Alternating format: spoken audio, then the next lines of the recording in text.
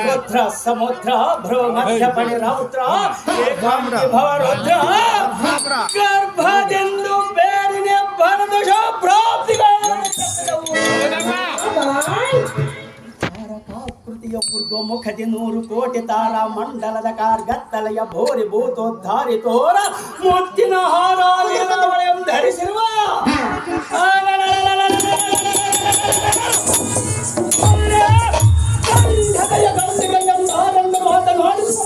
ಮಾನವ ನೀರಾವಣ ಸೇವಕಾಗ್ರಣಿ ದೇವಣಿ.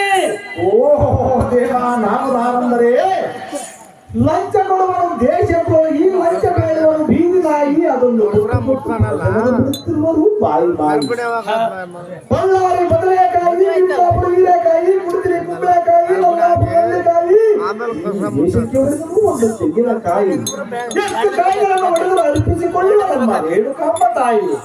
ಅಮ್ಮನವರ ಚರಣದಾಸ, ಊರಿಗೆ ಗುಡ್ಡೆ ಕಲ್ಲುವಾಸ, ಓಸಿ ಈಸ್ಬೇಕಾದ್ರೆ ನಿಂತೇನಂತೆ ಕೊಡಕಿನ 1 ರೂಪಾಯಿ ಮುಖಂದ ಕಾಸ, ಅವರ ಸಂಸಾರವನ್ನು ಸುಗಮವಾಗಿ ತೂಗಿಸಿಕೊಂಡು ಬಂದಂತ ಪುಟ್ಟ ಸಾರಥಿಯನ್ನು ಕರೆಯುತ್ತಾರೆ ದೇವ. ಹೇಳಿಕೊಂಡು ಬರಬೇಕಲ್ಲ ಆನಂದ ಸಾರಥಿ ನಾವು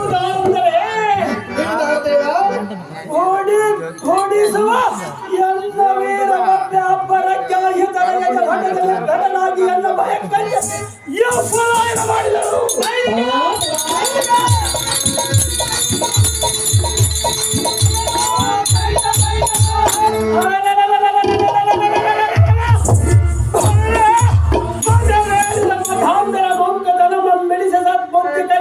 ತ್ರಿಭುವನ ವೀರರಿಂದ ವಂದನೆ ಮಾಡಿಸಿಕೊಳ್ಳುವ ಕಲಿಸೂರನಾದ ಶ್ರೇಷ್ಠ ಬ್ರಾಹ್ಮಣ ಸಾರಥಿ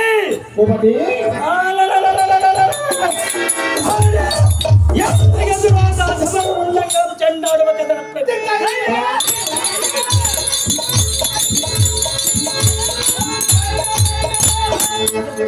ವಂಶೋದ್ಭವ ಮಹಾಮುನಿ ಜಮದಗ್ನಿ ಕುಮಾರ ರೇಣುಕಾದೇವಿ ಅಮ್ಮನವರ ಗರ್ಭಾಬ್ದಿಯೊಳ ತಾರಾಪತಿಯಂತೆ ಉದಯಿಸಿದ ಧೀರ ಸಾರಥಿ. ಇದು ರಣಗಂಭೀರ. ಹೌದೇನು ದೇವ?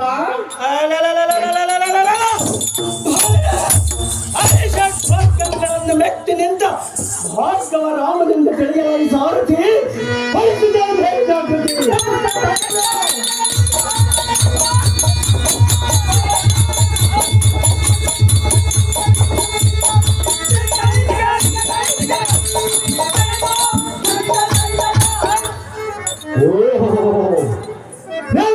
ಜಮದಗ್ನಿಯವರ ಗರ್ಭದಲ್ಲಿ ಸುಧಾಕರನಂತೆ ಉದಯಿಸಿರುವ ಭಾರ್ಗವರಾಮರು ತಾವಾದರೆ ಇನ್ನು ಈ ಬೀದಿ ಕೆರೆಯಲ್ಲಿ ಕಂಗೊಳಿಸುತ್ತಿರುವ ರಂಗ ಮಂಟಪಕ್ಕೆ ದಿಗ್ವಿಜಯ ಮಾಡಿದ ಕಾರ್ಯಾರ್ಥವೇನು ದೇವ?